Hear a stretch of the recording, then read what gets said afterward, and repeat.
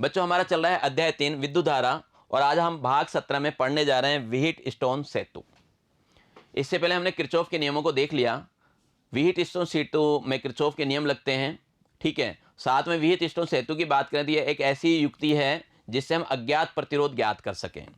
कोई तार वगैरह है जिसका हमें क्या है प्रतिरोध नहीं मालूम है, उसको ज्ञात किया जा सकता है। तो चलिए आप हेडिंग डालिए व्हीट स्टोन सेतु। सेतु को इंग्लिश में ब्रिज भी कहा जाता है, ठीक है। देखिए, इंग्लैंड के महान वैज्ञानिक थे professor CF wheat stone. CF wheat stone, इन्होंने क्या किया, 4 प्रतिरोधों को और एक धारा मापी जिसको गैल्वेनोमीटर कहते हैं, और साथ में एक सेल, इनको जोड़ के एक विशेष प्रकार का परिपथ तैयार किया था।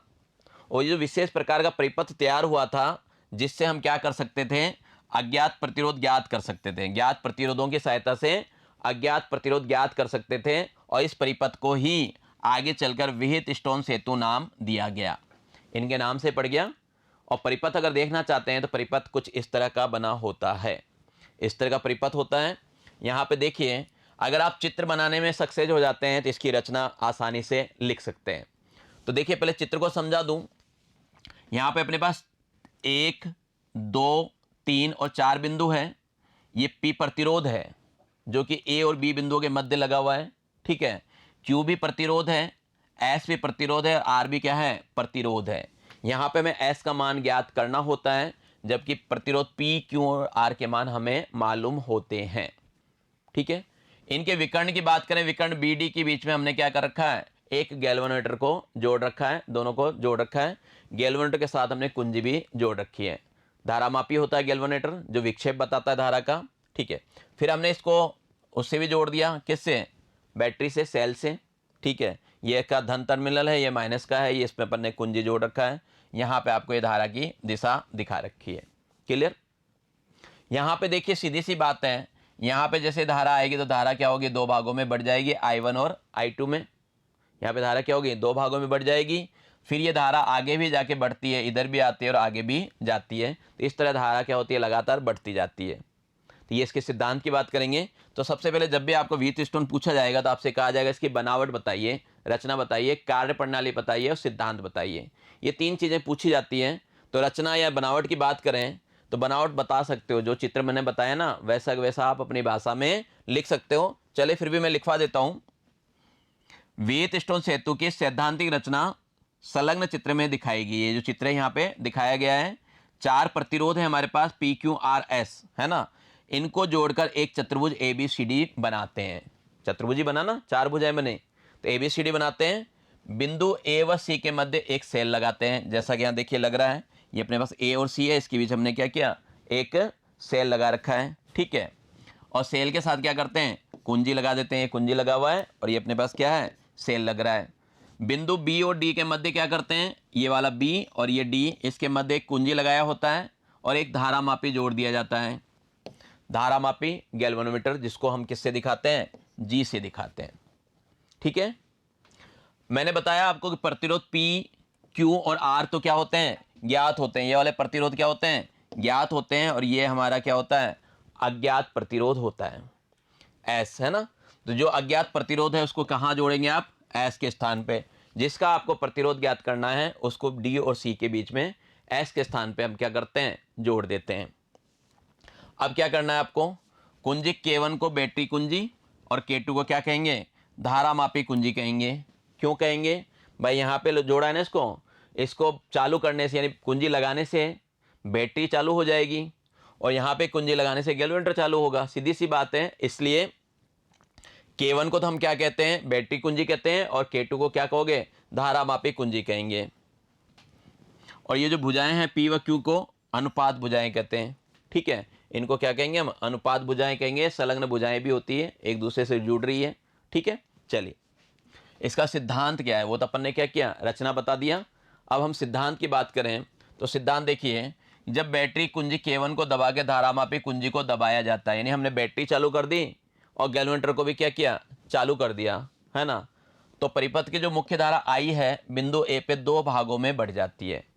जो धारा है वो अपना क्या होता है, 2 भागों में बढ़ती है, I1 और I2। जैसे ये बैटरी चालू हो गई, यहाँ से धारा गई, यहाँ आते आते धारा यहाँ क्या होती है, 2 भागों में बढ़ जाती है, I1 और I2 में। पता ही है तो अपने को बढ़ जाती है। उसके बाद क्या होता है, धारा I1 को बिंदु B पर और I2 को बिंदु D पर पुनः क्रमशः दो दो मार्ग मिलते हैं। क्या, देखिए I1 को तो B पे मिलेगा आपको, देखिए ये जो धारा I1 है यहाँ पे भी क्या होगा, दो मार्ग मिलते हैं, इधर भी, इधर जाने लगती है धारा और इधर जाने लगती है। और ये जो I2 धारा है यहाँ पे, है ना, ये भी इधर जाएगी और इधर जाएगी, तो इसको यहाँ से फिर यानी धारा वापस से बटेगी। यहाँ पे धारा क्या होगी, फिर से बट जाएगी। कैसे बटेगी, यदि आपका B पर विभवांतर D से ज़्यादा है, B का विभवांतर, बिंदु B पे जो विभवांतर है, ये अपना बिंदु B, इसका विभवांतर का D से ज़्यादा है, D से ज़्यादा है, तो क्या होगा, I1 का एक हिस्सा धारा मापी से पहले विपरीत दिशा में विक्षेप उत्पन्न करता है और कहाँ चला जाता है, वो DBC मार्ग से गुजरता है, DBC मार्ग से, यानी ये DBC मार्ग से इधर से गुजरता है। समझ गए बात को। मोस्टली क्या होता है कि दोनों स्थितियों में हटकर यह भी होती है कि क्या VB और VD बराबर भी आते हैं, होता है ऐसा ही। वैसे VB और VD क्या होते हैं, बराबर होते हैं, यानी B पे विभव और D पे विभव क्या होते हैं, बराबर होते हैं। जब ऐसा कंडीशन आता है, इस प्रकार के कंडीशन को आता है, तब क्या होता है, धारा मापे वाली भुजा में कोई भी धारा नहीं बहती, जिसको धारा मापे वाली भुजा में मैं IG धारा बोलूँगा, उसका मान क्या होता है, 0 होता है, जब VB और VD क्या होते हैं, बराबर होते हैं। जब कोई भी धारा नहीं बहेगी तो धारा मापी में क्या होगा, शून्य की विक्षेप स्थिति रहती है। धारा मापी धारा को बताता है कि धारा बह रही है या नहीं बह रही है ना, तो वो बिल्कुल शून्य पे टिका रहता है। इस तरह का जो होगा ना, तो वहाँ पे क्या होगा, ये सुई उसका क्या होगा, 0 पे ही टिका रहता है। 0 पे क्या होता है, टिका रहता है। और इस स्थिति को क्या कहते हैं, संतुलन की स्थिति कहा जाता है। वो धारा मापी 0 पे रहेगा, ऐसी स्थिति को क्या कहते हैं, संतुलन की स्थिति कहते हैं। ठीक है, तो इसका मतलब ये हो गया, परिपथ में तो धारा बहती है, परिपथ में तो धारा बहती है, लेकिन इसका प्रभाव क्या होता है, धारा मापे वाली भुजा पर नहीं होता है। देखिए यहाँ पर ये धारा तो इसमें तो बह रही है चारों साइड, लेकिन इसमें कोई प्रभाव नहीं पड़ता है, इस पर कोई प्रभाव नहीं पड़ता। ठीक वैसे ही एक नदी के अंदर पानी तो बहती है, लेकिन उसका प्रभाव उसके ऊपर जो ब्रिज बनाया गया है उस पर फर्क नहीं पड़ता। तो यहाँ पे भी ये ब्रिज जैसा ही कार्य करता है, उस पर कोई फर्क नहीं पड़ता, और ब्रिज जैसा ही कार्य करता है, इसीलिए इसको हमने क्या कहा, इसका नाम क्या दिया, सेतु परिपथ दिया। इस परिपथ का हमने नाम क्या दिया, सेतु परिपथ दे दिया, क्योंकि वैसा का वैसा ही, जैसा ब्रिज कार्य करता है वैसा ये कार्य करता है।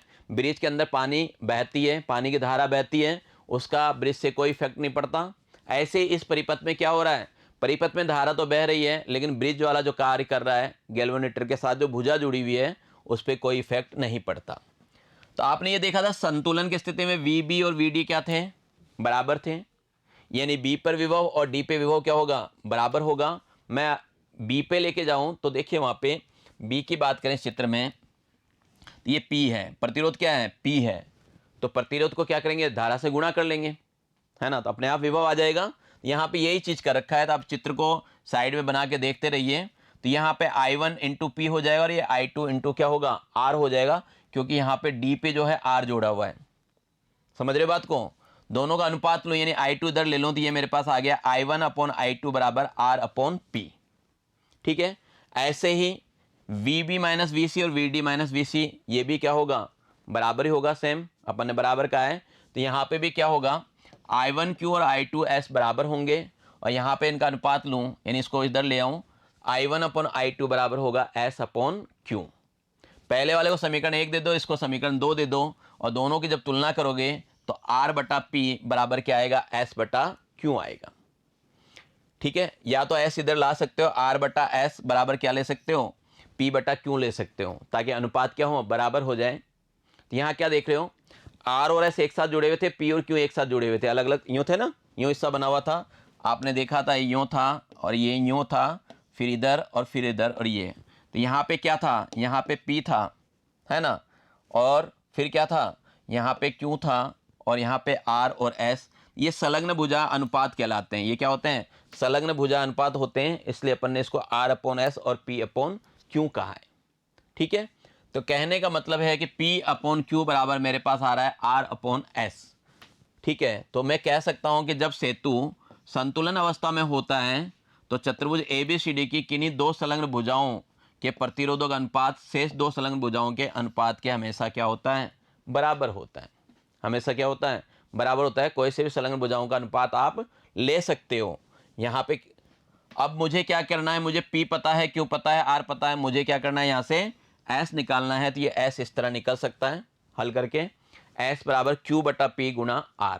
S बराबर क्या हो गया, Q बटा P गुना R। तो ये अज्ञात प्रतिरोध इस तरह ज्ञात किया जा सकता है। समझ गए होंगे बात को, क्लियर है ये बात है। उक्त सूत्र की सहायता से क्या कर सकते हैं आप, अज्ञात प्रतिरोध ज्ञात कर सकते हो। यहां पे एक बात और ध्यान रखना कि व्हीटस्टोन सेतु की संतुलन बिंदु की सुग्राह्यता के लिए, यानी संतुलन बिंदु बना रहे हैं, इसके लिए क्या होना चाहिए, PQRS की कोटि एक समान होनी चाहिए, एक ही कोटि के प्रतिरोध होने चाहिए, है ना। ऐसा नहीं कि एक तो बहुत कम हो गया और एक बहुत ज़्यादा ले रखे हो, तो ये सुग्राह्यता नहीं होगी। ठीक है।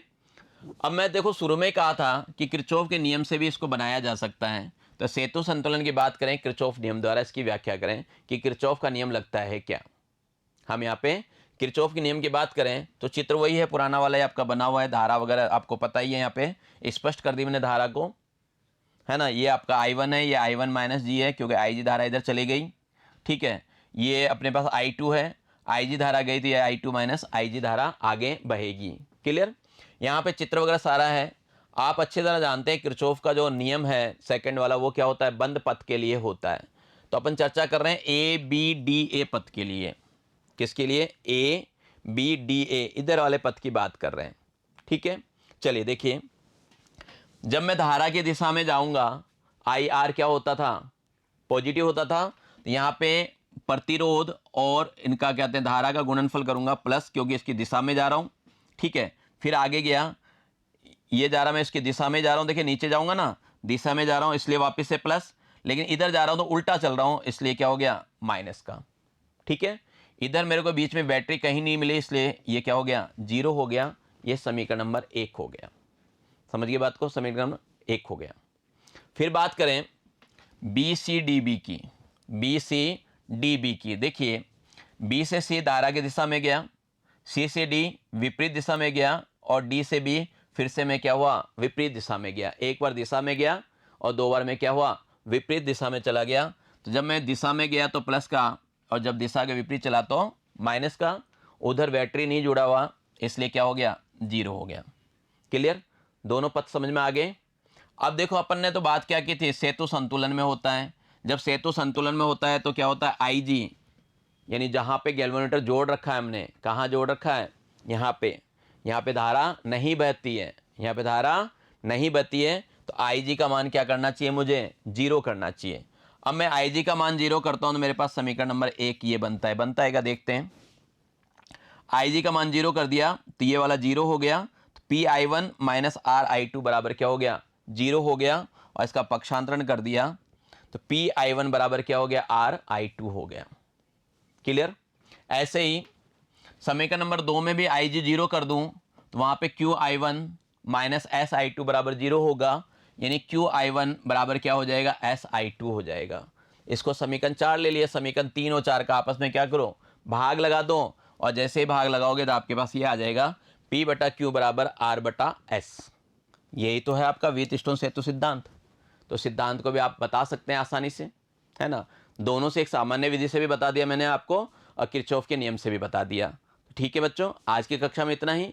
आगे पढ़ने के लिए मिलते हैं आपसे अगले कक्षा में। तब तक के लिए धन्यवाद, नमस्कार, आपका दिन मंगलमय रहे।